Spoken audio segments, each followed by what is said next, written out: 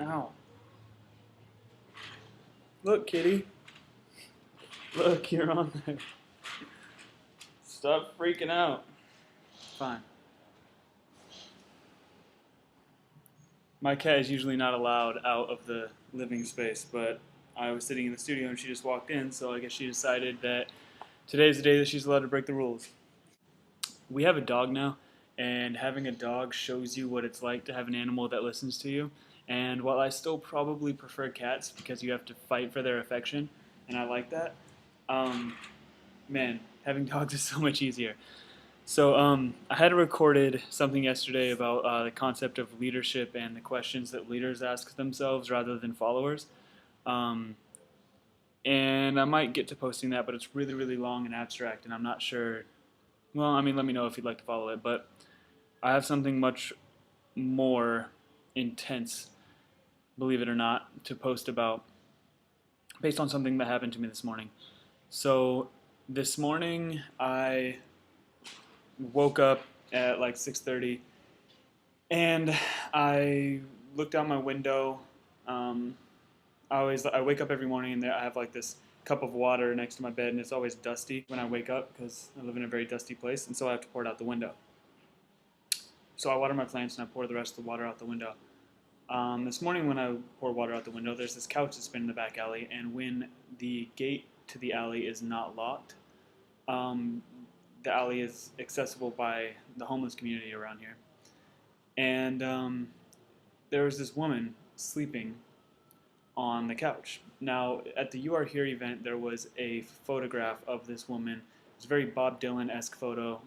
She had a cigarette and she was taking a drag and looking directly into the lens, and had this really intense look on her face. And in my opinion, it was tied for the best photo in the show.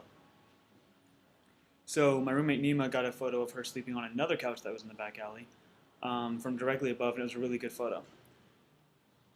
So this morning I see her sleeping out there. It was really early, it was kind of foggy, and I decided that if she was still there after I went and took a shower, that I was going to take another photo of her. What ended up happening is that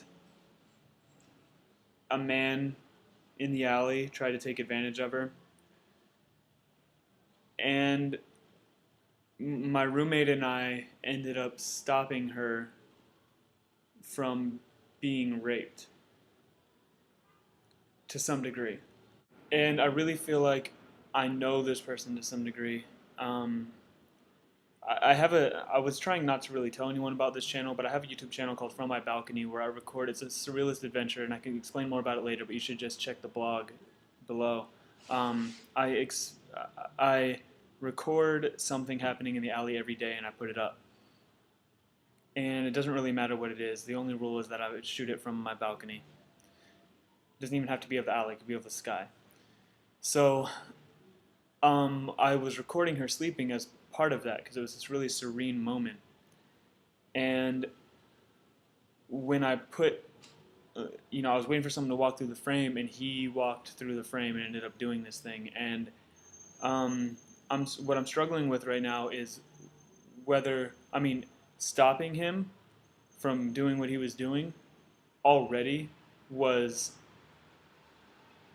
not even jeopardizing, but removing my journalistic integrity from taking this photo or this still shot. So I already violated that morality of journalism, but I felt like it was the right thing to do to stop him, and so my roommate and I stopped him. But posting it is almost like exploitative, and I wonder what you guys think, because you don't actually see his face, and while you can see hers, you can't really tell who she is.